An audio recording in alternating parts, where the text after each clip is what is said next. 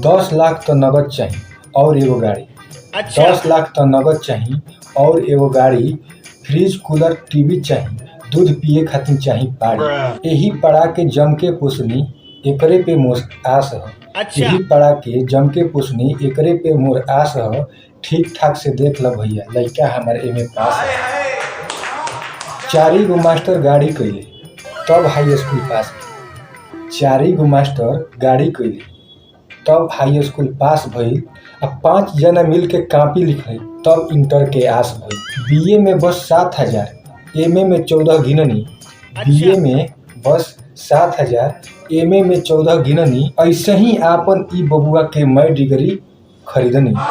चाल चलन बा 1 नंबर के सभे कहेला हीरा ह।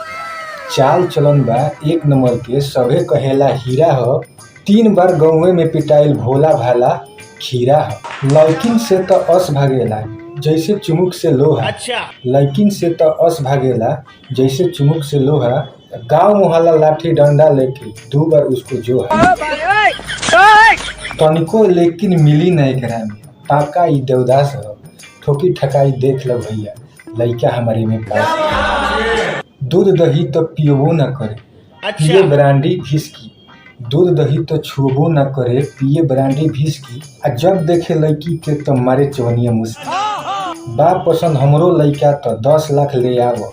बा पसंद हमरो लइका तो 10 लाख ले आवो। पहिले गिनी द दाम फेरू तब एकर तिलक चढ़ावो। पहिले करी बियाह बाद में होई सत्यानाश ह। ठीक ठाक से देख ल भैया लइका हमारे में पास। आशा ना हमरा पूरा विश्वास बा कि ई कविता रउआ सभी के पसंद आई होखो। तो प्लीज़ हमारे चैनल के लाइक और सब्सक्राइब शेयर कर दी। धन्यवाद।